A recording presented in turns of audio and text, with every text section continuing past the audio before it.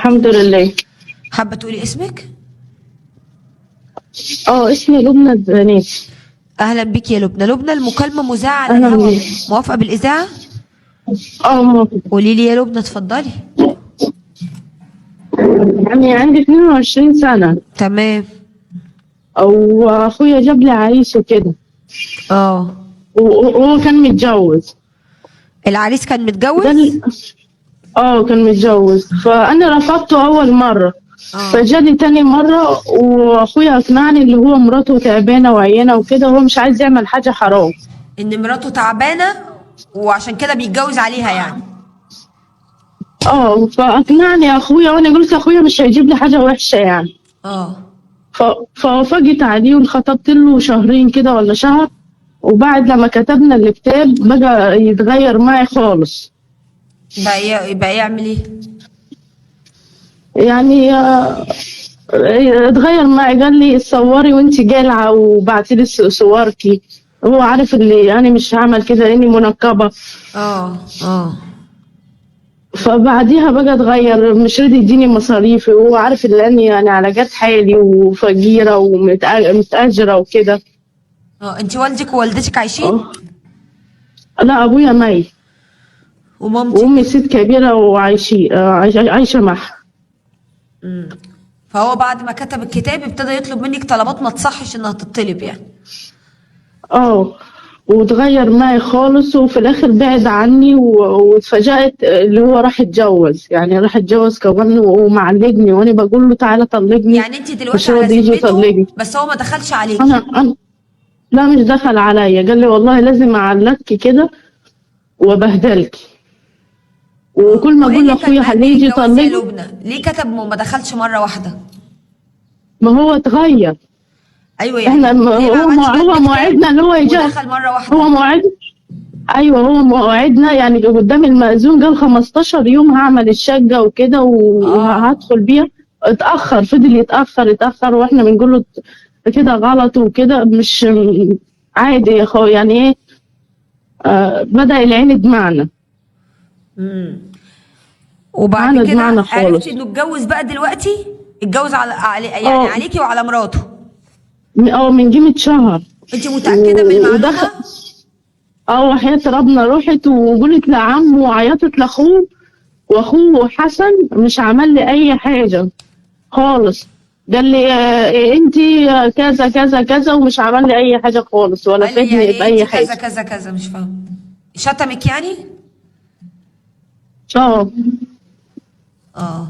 طب ومراته بقى الاولى انتوا ماديين. اه، عرفت بالجوازتين؟ ايوه، هي عارفة بس مش عارفة، مش بتتكلم خالص يعني وكده. وفين اخوك اللي جابهولك ده؟ اخويا كان عندنا امبارح، فقلت له خليه يجي يطلقني. اه، وبرضه يقول لي عايزة تطلقني منه، روحي له على السنبلاوين وهو يطلقني. هو من محافظة الدقهلية، اسمه علي، السيد علي شاهين. فبيقول انا لك. عايزة اسمه دي يطلع على الشاشة. علي السيد شاهين. علي السيد شاهين. يعني بيشتغل كهربائي، يعني بيعمل انت دلوقتي متجوزاه ايوه. وهو هو انا هو على قلب زينته مش عارفة عليكي اطلع. قلب عليكي ليه كده بقى؟ عشان مش ما عارفة، قال قلب لي عليكي. انت مادية وبتاعتي فلوس وكده، وانا والله ما مادية ولا حاجة، يعني انا حبيته عشان كنت بتطلبي منه واتجوزت مصاريف. وكده. عشان انا كنت بطلب منه مصاريف، وقلت له انا عايزة تليفون زي اي بنت، عايزة تليفون من اه، من خطيبها يعني، او من جوز. قال لي اه، لا، مش هجيب لك تليفون. اه.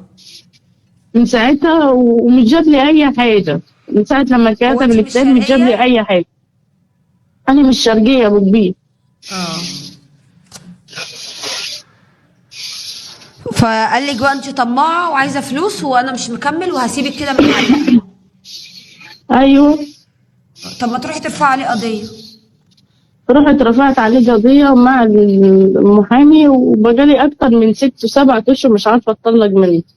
طب هتطلقي بإذن الله، هتطلقي. إن شاء الله. واخوكي بقى ده يعني مش حاسس بالذنب؟ مش حاسس انه اذاكي؟ يعني راح يجيب ما هو واحد. 3 بنات، ما هو 3 بنات، مش حاسس بالذنب خالص، بيقول لي ولا اي حاجه. ومراته طلعت تعبانه فعلا ولا طلع كان بيقول كده؟ لا طلع كان كداب، مش تعبانه ولا حاجه، هي يعني حلوه مراته زي العسل. سليم. هو اللي عينه زايغه وبيحب يغير، بيدخل على بنات الناس وهو بقى يتجوزها معاه فلوس، ويخلع بيها وكده. ومعاه فلوس انه يقدر اه يفتح اكتر من بيت. معه فلوس اه. اه. هي اللي فلوس اللي مجويه اللي هو يعمل كده. الفلوس اللي مقوية. طيب اهم حاجة انتي الحمد لله انك انتي عرفتي بدري بدري قبل ما كنتي الحمد تتجوزيه لله. وتجيبي منه عيال وتعيشي طول عمرك مش عارفة تعملي ايه بالعيال اللي انتي جبتيها. وطبعا اخوكي ده الحمد بني ادم لله. مش امين، لان المفروض الاخ قبل ما يجيب لاخته عريس يبقى عارف كويس قوي انه انسان محترم وبيخاف ربنا. يبقى عارف ايوه كويس قوي انه البني ادم ده هيصونها، مش جايب له واحد صح. متجوز. ومش بس عيب انه متجوز، هو كمان ما عندوش اخلاق ويقول لك صوري لي وبعتي ايوه لي الصور وانت مش لابسه، وقله ادب يعني. اه. فاخوك غير امين، ايوه ما تمشيش تمام. وراه في حاجه تاني. اوعي تمشي ورايا يا حسبي لبنى الله ونعم في اي الوكيل. حاجه لا تاني. طبعا. لا طبعا، حسبي الله ونعم الوكيل فيه. انت عندك كام سنه يا لبنى؟ انا عندي 22 سنه. طيب انت لسه صغيره وربنا هيرزقك بابن حلال ان شاء الله، بس باذن الله تخلصي بالقصه دي على خير وما أنا تمشيش جالي ورا. ناس كتيرة جو والله، جالي ناس كتيرة وهيجيلك، خالص خالص. وبعد ما تتطلقي ربنا هيرزقك بواحد كويس عشان انت ما رضيتيش تغضبي ربنا. ربنا يرزقك بواحد كويس الحمد عشان انت لله. قلتي للغلط لا. ولما قال لك ابعتي لي صورك وانت مش لابسه قلت له لا. اما قال لك انا الحمد انت لله. مراتي وانا كاتب كتابي قلت له لا. لان انت ما الحمد دخلتش لله. بيا ولسه انا ما رحتش بيتك عشان تطلب مني طلب زي ده. فطالما اخترتي طريق صح. ربنا عمره ما هيسيبك باذن الله، ربنا وهيعوضك خير. يخليك يا رب. هيعوضك خير إن شاء الله. وهتفرحينا وهتكلميني تقولي لي ده انا اتجوزت واحد ما فيش زيه في اخلاقه ولا في دينه ولا في تربيته باذن ربنا الله يخليك تعالى. يا رب يا عبد. اهم ربنا حاجه ما يخليك. تمشيش ورا اخوكي تاني. لا طبعا خالص. أنا ربنا غلطت يصلح لك والله. الحال يا حبيبتي يا رب، وطمنينا عليكي، وان شاء الله في القريب قوي تقول لنا ان الموضوع ده خلص وان ربنا عوض عليكي باذن الله بعوض كريم. يعني ربنا هو إن اللي شاء الله بإذن الله. باذن الله ربنا يعوض عليكي عوض بإذن الصابرين يا الله. حبيبتي ان شاء الله. شكرا جزيلا ليكي. يعني مش عارفه اقول ايه والله. ربنا يا رب يكرم كل البنات، بس انا فرحانه بيها، فرحانه بيها ان رغم ان هي في بلد وارياف وممكن يكون في ناس كتير ضغطاها، ورغم ذلك ما قبلتش انها تبقى تعمل حاجه مش صح، وما قبلتش ان هي تسمع كلامه في الغلط. والحمد لله باذن الله ربنا هيعوضها خير. طبعا مستغربه موقف اخوها ازاي يضللها قوي كده وازاي يوافقها على حاجه زي دي. حتى ايه هو يا ترى كان طمعان بقى، التاني كان بيجيب له حاجات الله اعلم.